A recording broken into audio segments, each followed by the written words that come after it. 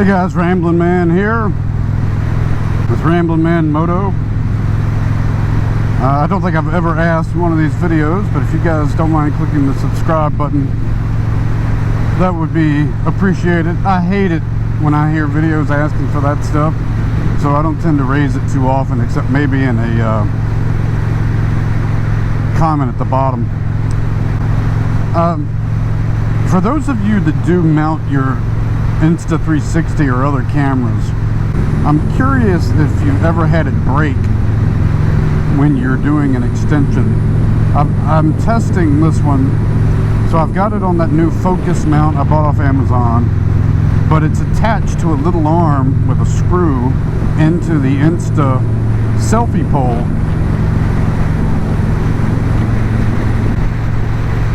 And the guy that I watched, I think from the UK, he had the media version of the fancy version of the thing I'm using, but he actually had two of them.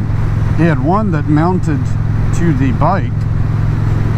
It had two arms, one attached to the bike, and the other held the selfie stick. It didn't mount to the selfie stick. The selfie stick didn't mount to it like mine is, you see here. It actually had an arm holding the selfie stick so that you weren't relying on this part right here. Now, if you use the Insta 360 gripper arm, we've already seen that one was too small for my Springfield handlebar. But if I had it, say, on my other bike where the handlebar is smaller, you know, I could use that. But you're still dealing, instead of the mount the way it is there, I would swap out the end, and I have a little screw-in ball sort of thing that you would mount to the other 360 mount from Insta. I hope that makes sense. But what I'm getting to is that either way, what's holding the arm up is this fairly small, on this one, little screw-in adapter. On the GoPro, on the Insta version, it's the same thing. It just, it's a ball type. And I'm just wondering, like, the guy in the UK video said basically it wouldn't hold, especially if you extend it. Now, he did mention he doesn't extend it all the way. He brings it back one. That's exactly what I've done here. I tried to do this one from the rear today, and I just don't trust it. And I actually think this grip is too big for the rear. The luggage rack is much thinner than the handlebar, and I think I could use my other one more effectively. And I'm not going to use this Insta for long. I'm just doing another test.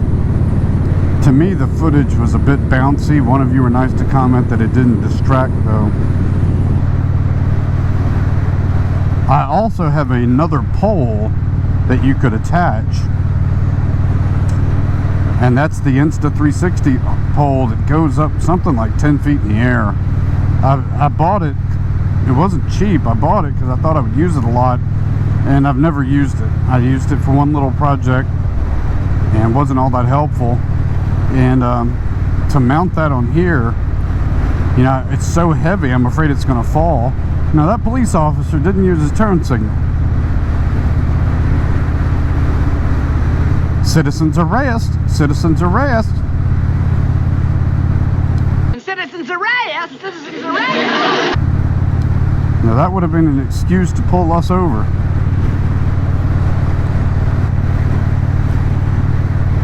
So I'm curious what you guys do if you mount these 360 cameras.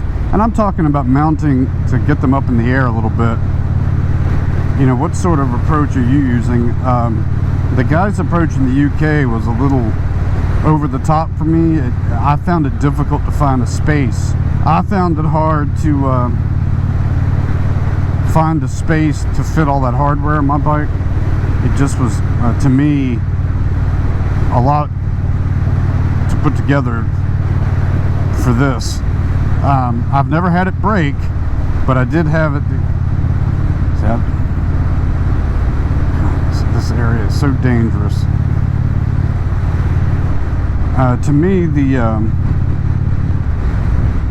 off the rear, I would still be very nervous it would come off.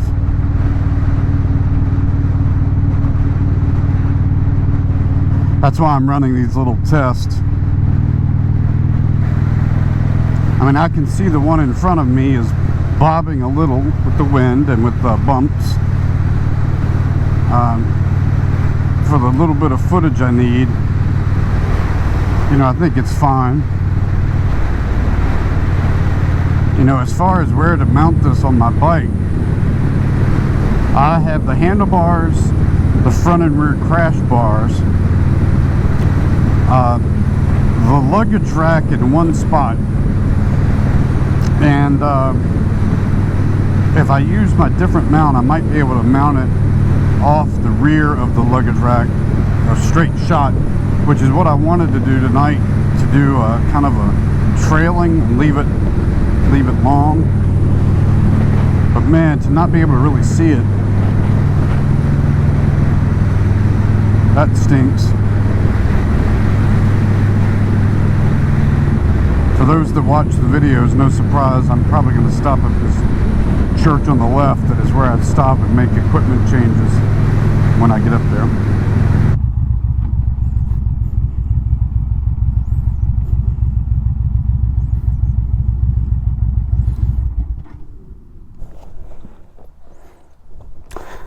Now, just so you guys can see what I'm talking about, this little piece screws into this mount and holds this camera, and the arm, you know, basically if I had my other mount, it has a little ball and grip type, and you know, basically I think the guy was saying that it would break from the force of the wind.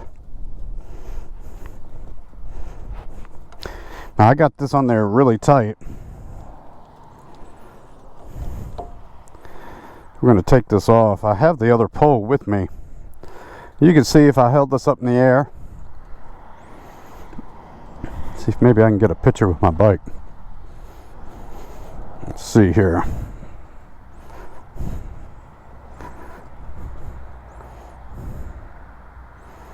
Guess I can rotate this however I want, right?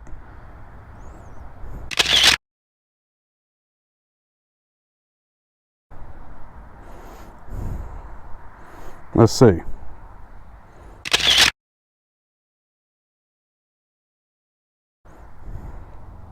Out here.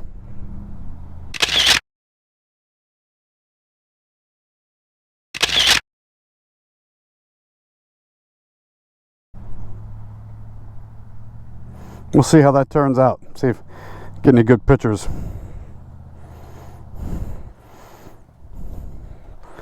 So you see, I was talking about the crash guards. I can mount this.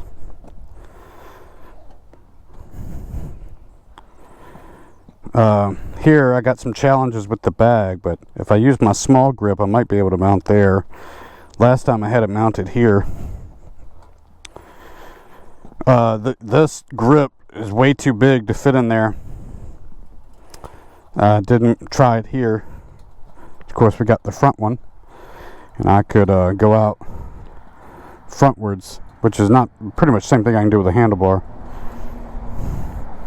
Alright, I think that's all I'm going to do for now with this, and we'll see how that turns out. I'm cutting that off, and we'll see.